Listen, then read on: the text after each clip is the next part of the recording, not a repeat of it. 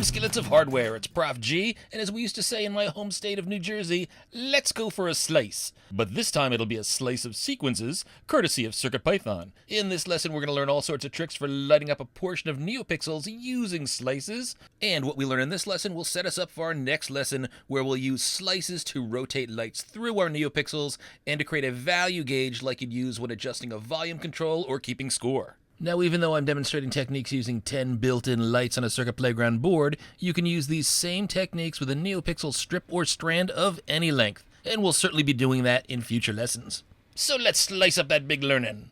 And before we sharpen up those slicing skills, a quick shout out to folks who helped me learn techniques.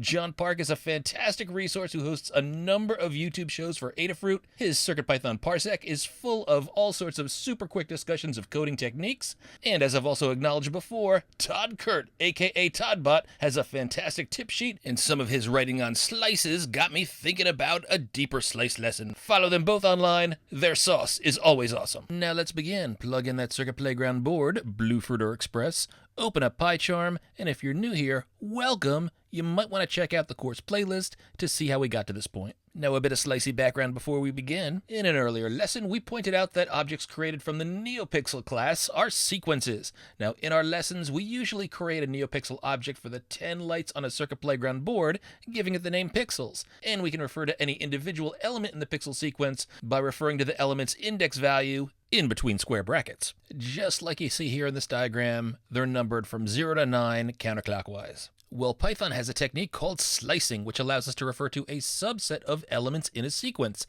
And it's super handy to use with NeoPixels because, as we'll see, we can use a single line to turn on a bunch of lights instead of having to write and go through a for loop. Now, you can refer to a slice of a sequence, again, that's a subset of a sequence, by using up to 3 parameters. They're sort of like the parameters that we use in a for loop, but these ones are separated by colons. The first is the start value, the value where we begin. The second is the stop value, we approach but we never reach this value. And the last value is the step or increment value, say 2 if you wanted to address every other value. So in this example, by saying pixels and in between square brackets 0:3, we create a slice that starts at 0 and goes up to but never reaches 3. So that's elements 0, 1, and 2 of the pixel sequence, these lights here, and we assign them to the colors red, white, and blue. Now you need to make sure that the slice on the left side that you're assigning values to has the same number of values on the right side of the equal sign. If the two values do not have the same number of elements, then you're going to get an unmatched number of items error. So let's code up this and more techniques over in PyCharm. I'm going to highlight all the code we've got in here and delete it so we can start from scratch. I'll start off with a comment, slices-lists-and-neopixels.py, and I'll import the libraries I need, import board, neopixel, time, and let's import some default colors from the Adafruit LED Animations library.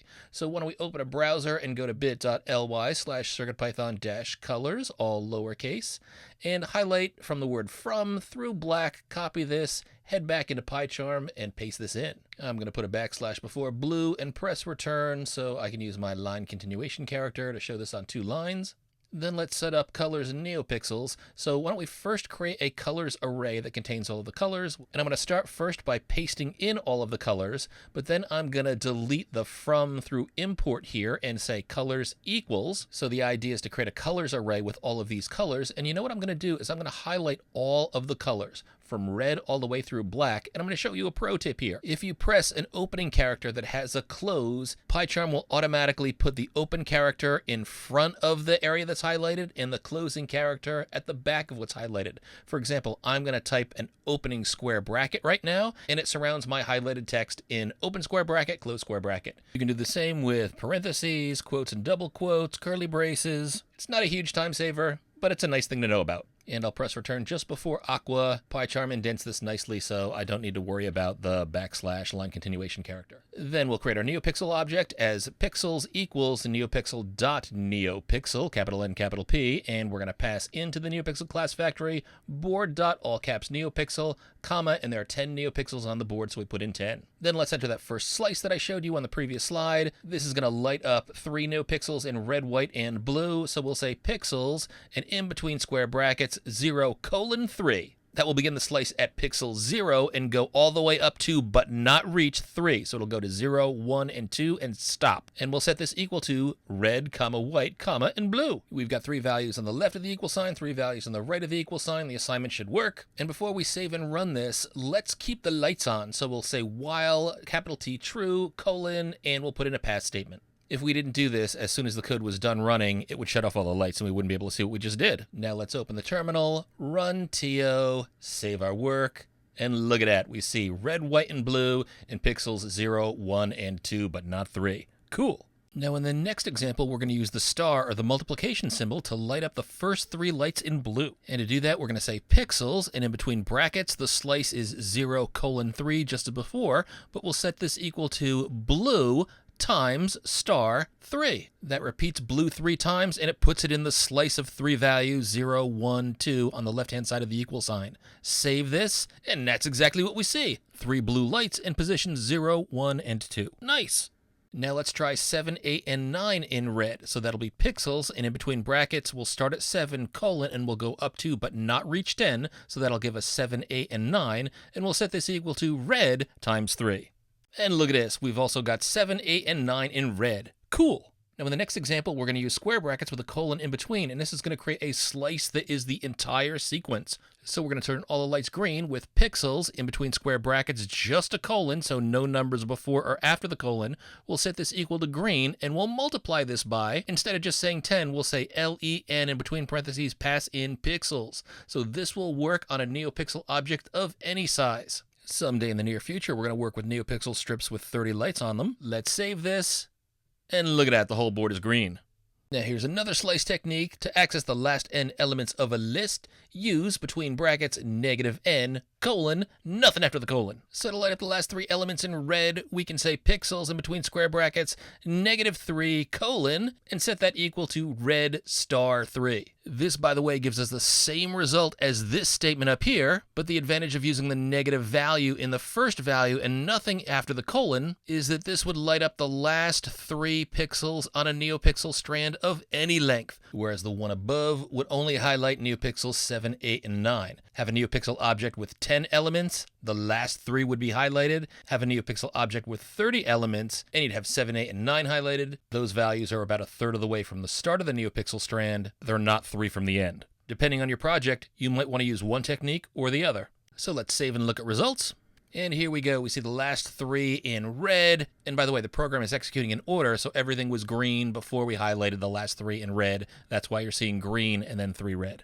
Now to access all but the last n elements in a sequence, you can use between square brackets, colon, -n. Negative value as the first value between brackets. That means take the last n elements. Negative value after the colon with nothing before it means take all of the values except for the last n elements. So let's light up all elements except for the last 3 in blue. And to do this, we'll say pixels in between square brackets, colon, nothing before the colon, then -3. And we'll set this equal to blue star 7. We still need to know how many times to repeat blue, so the 7 is important. Let's save our work and check this out. Nice. So with this statement here, we see that all of the lights except for the last 3 are now in blue. Now the way we wrote this statement, it would only work on a board with 10 NeoPixels, because 10, the length of pixels, minus 3 gives us 7, and that's how many times we want to repeat blue. Well, what if we wanted to light up all of the lights except for the last 3 in blue, but we didn't know how long our NeoPixel object was? That might be the case if we switch our code from 10 NeoPixels and we run it instead on a 30 pixel light strip. Well, an even better technique is to use the length function, len, so that the code can be used on pixels of any length. So here's how. The left side of the equation is going to be the same. Pixels in between brackets, colon, -3. That'll give us access to all of the pixels except for the last 3. And let's set this equal to, and let's change the color. How about we'll make it yellow this time because that'll be easy to see. We previously had blue, so we'll overwrite all the blue with yellow. And we'll multiply it by, and in parentheses, say len for length, passing in the pixels NeoPixel object. Then just after the closing parenthesis for the len function, we're going to subtract from this 3. That's the same value that we have over here with the -3 in between our brackets. So in this case, the length of pixels is 10. We minus 3, we get a 7. But if we had pixels of length of 30 and subtracted 3, we'd get 27. In either case, we'd be able to light up all of the pixels except for the last 3 in yellow. Let's save and try it out. and it looks great. Now I'm going to show you some techniques where we turn on every other light. And first what I want to do is turn off all of the lights, all pixels.fill passing in black. And to turn on every nth element of the sequence, we'll use a step value where n is that step value. And we'll do it like this. Pixels, and between brackets, start at 0, colon, stop just before 10. So we approach 10 and we never reach it. We stop at 9. Colon, and 2 is our step value, which means light up every other value. So in this case, we'd light up 0, 2, 4, 6, and 8, but we'd never reach 10. We'll set this equal to magenta, and we'll multiply it by 5. Save, and look at this. Every other light is lit up in magenta. Nice. Now let's light up every other light, starting at 1 this time through the last light in teal. Now here's a pro tip. If you skip the middle value, you can go through all of the elements in the sequence. It doesn't matter what the length of the sequence is. You don't have to put it in there. So we'll say pixels, and in between square brackets, 1, colon, then nothing, colon, 2.